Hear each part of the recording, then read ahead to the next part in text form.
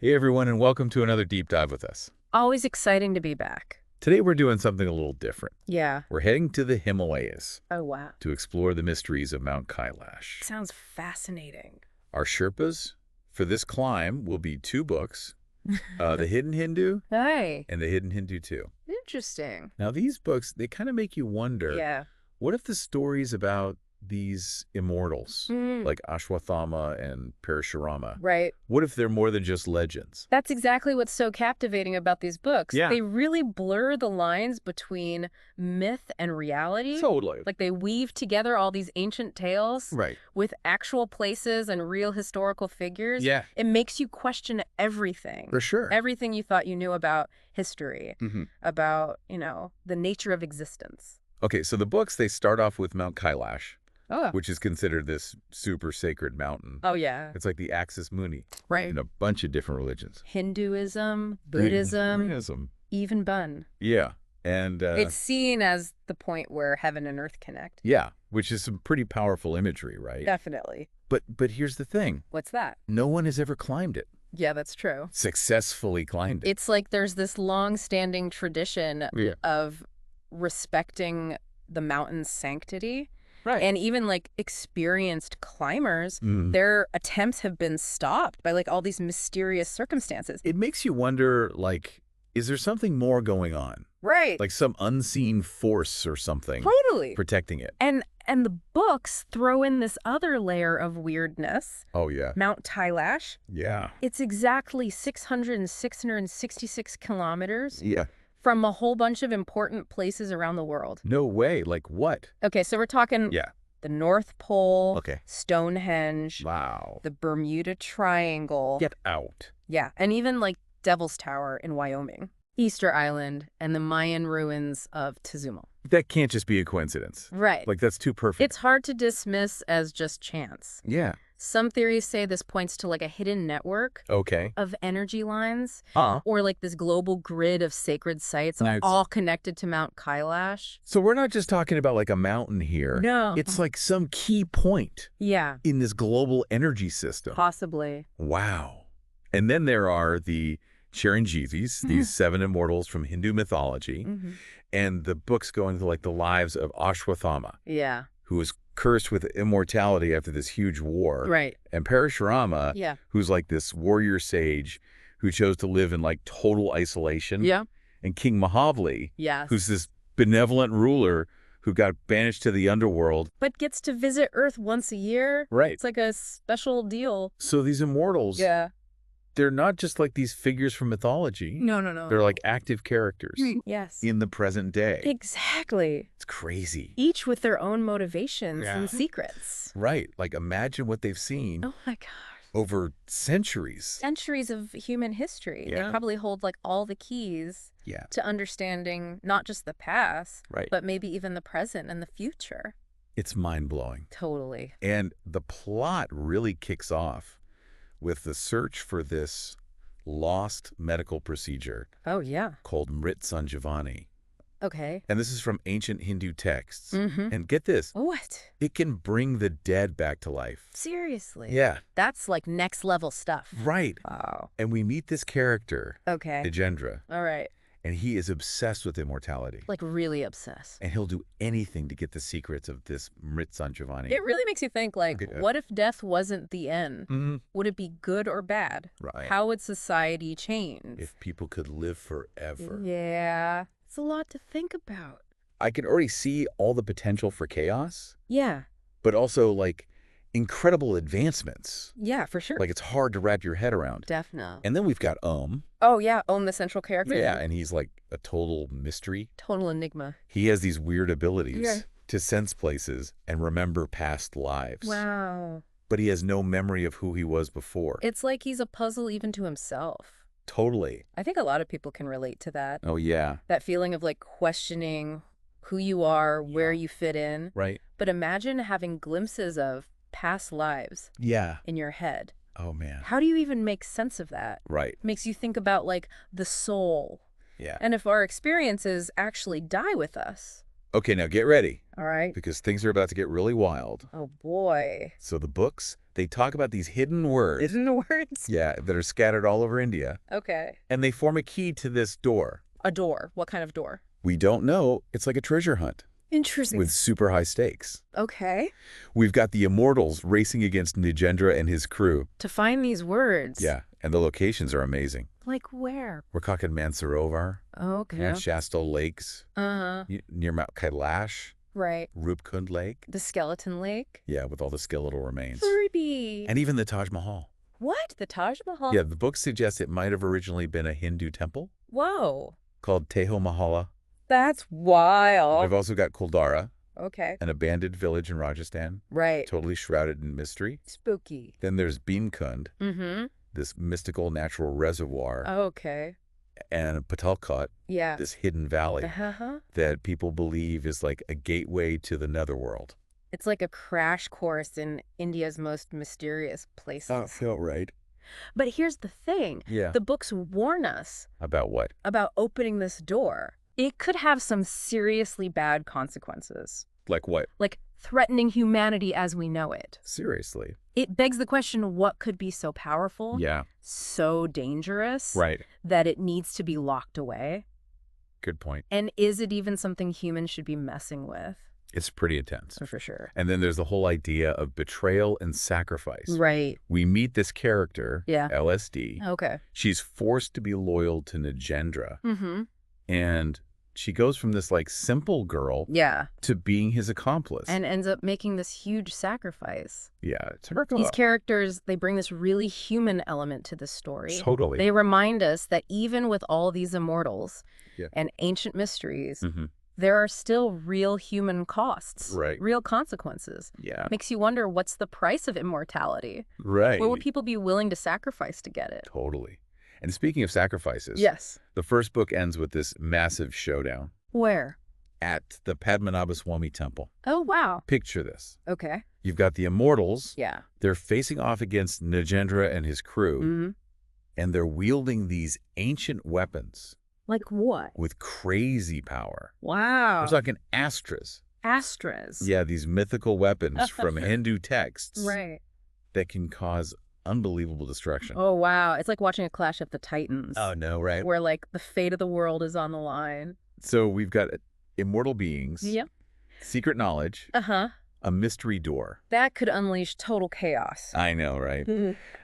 So where does it go from here? Well, that's what we're going to find out Okay. in part 2 All right. of our deep dive. Can't wait. We're going to dig deeper into the hidden Hindu too Okay. and uncover even more secrets Okay.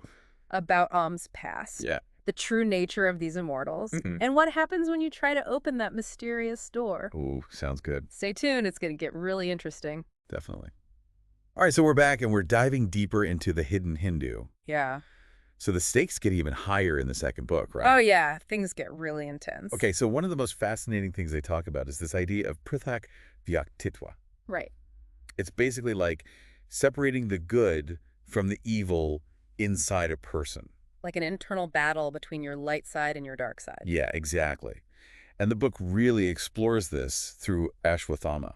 Oh, absolutely. Ashwasama is constantly battling his darker impulses. It's like this never-ending struggle for him because of the curse. Right. It's like he can never escape it. And the book even describes his darker form Oh, yeah. as this terrifying figure. Yeah, covered in blood and pus with these furious red eyes. It's crazy. It's a pretty vivid image of, like, inner turmoil. It makes you think, like, what if you were stuck with immortality? Yeah. How would you deal with those dark parts of yourself? Right. Would you be able to resist them, or would they take over? Tough question. Yeah, it's a really powerful question, and the book doesn't give easy answers. Right.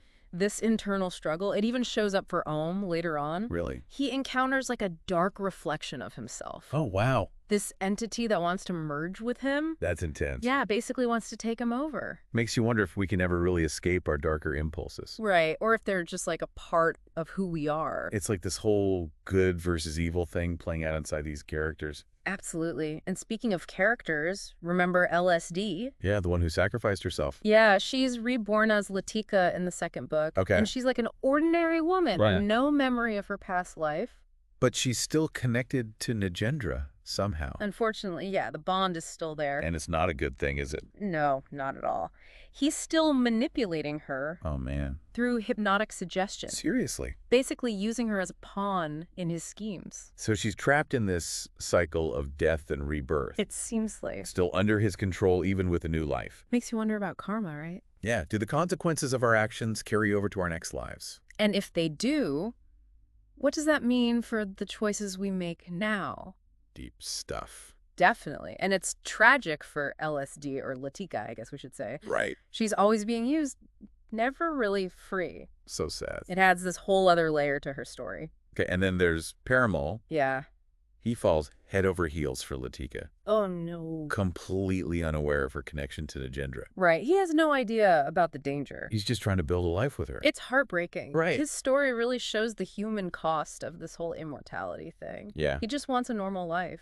but he gets caught in the crossfire. It's a reminder that even people who aren't directly involved can get hurt. Okay, so let's talk about this mysterious door for a minute. Okay. In The Hidden Hindu 2, we get some clues about what's on the other side. Like what? It's described as this realm of pure energy, Whoa. a source of unimaginable power. And the book compares opening the door to a dam breaking. Oh, wow. Like it would unleash this flood of untamed energy Yeah. That could overwhelm humanity. and mess up the balance of everything. Right, like it's not supposed to be opened in the current yuga. So it's like messing with forces beyond our understanding. And the consequences could be disastrous. And remember, all those locations tied to the hidden words. Yeah. Well, the search in the second book, it takes us to some even crazier places. Like underwater. Yeah, and to the netherworld. Seriously. And there's this epic chase scene On what? on a flying chariot. What? It's like watching those ancient myths come to life. That's amazing. And what about the fight scenes? Oh man, they're on a whole other level. They're using those astras for real. Yeah, full force, Brahmastra, Pashupatastra, the whole works. Wow, it's like a mythological action movie. Right, but with these deep philosophical themes running through it. You're right, even with all the fantastical stuff, Mm-hmm. the book doesn't forget about the human side of things. We see characters struggling with loyalty, betrayal, the meaning of immortality. It's a crazy mix of action and mythology and moral questions. Definitely. And as we get deeper into The Hidden Hindu 2, Yeah. Nagendra's real ambition becomes clear. What's that? It's not just about living forever for him. It's more than that. Yeah, he wants to like remake the world in his own image. Yeah, he wants to be in control of everything. Exactly. Total power. It's like classic power corrupts, you know? He starts off scared of death. But then he gets a taste of power and his ego explodes. Yeah, he'll sacrifice anything to get what he wants. Then he's got help too, right? Yeah, Shukracharya, the ancient sage, he's like the mastermind behind everything, He's like the voice whispering into Gendra's ear. guiding him down this dark path. It shows that even wisdom and spiritual knowledge can be twisted. Right. Used for evil purposes. That's a scary thought. So we've got epic battles, ancient prophecies, a villain who's gaining power. Where does it all lead? Well, everything comes to a head at the Padmanabhaswamy temple. Nagendra, he's got all the pieces he needs to open the door. Including the last hidden word. Yeah, and get this. What? He gets it from his newborn son. Oh, God. It's messed up. It's horrible. It just shows how far gone he is. Yeah, completely consumed by this desire for power. And just when he's about to open the door, Yeah. the immortals show up. For the final showdown. But it doesn't go as planned. What happens? They're not just fighting Nagendra and Shukracharya. There's more. Yeah, a whole army of Acharyas comes pouring out of the open door. Oh, wow. Talk about a twist. So it's immortals versus Acharyas. And Nagendra's about to reshape the world. This is insane. What happens next? Well, that's where we'll leave you hanging for now. What? Come back for part 3, All right. and we'll see who wins this epic battle. Okay. The fate of Om, Yeah. and the ultimate message of the hidden Hindu. Can't wait. All right, deep divers, welcome back for the final part of our hidden Hindu journey. Yeah, the conclusion of this epic story. Last time we left off with this insane battle happening at the Padmanabhaswamy temple. It was pure chaos. Immortals, Asuras, Nagendra going full supervillain. The fate of humanity hanging in the balance. So what happens? Does good triumph over evil? Well, in the midst of all the fighting, something really unexpected happens. Okay, what is it? I'm on the edge of my seat here. Om makes a decision that changes everything. Oh man, what does he do? He walks right into the open door. Wait, what?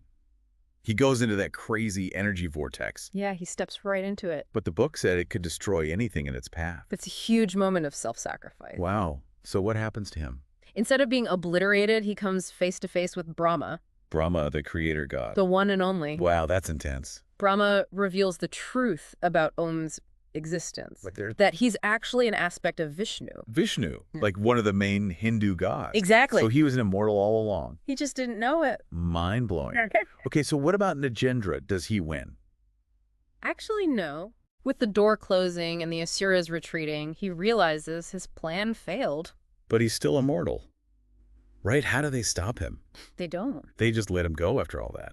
Not exactly. Remember Ashwathama and Parashurama were battling their dark sides? Yeah. Well, they finally overcome those negative energies. Oh, wow. So they're even stronger now. They realize they can't kill Nagendra. But they can't let him run free either. Right, so they use their combined power to seal him away Wow. deep within the ocean. So he's trapped down there. At least for now. What about Om? Does he come back from his divine hangout? He does, but he's changed.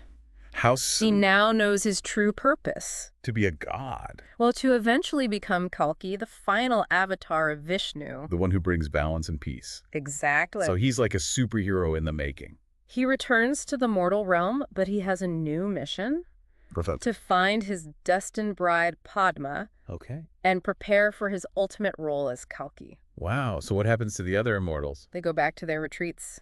Ready to answer the call when the time is right. Exactly. Man, this whole story's been a wild ride. I know, right? Ancient mysteries, epic battles, moral dilemmas. It really makes you think.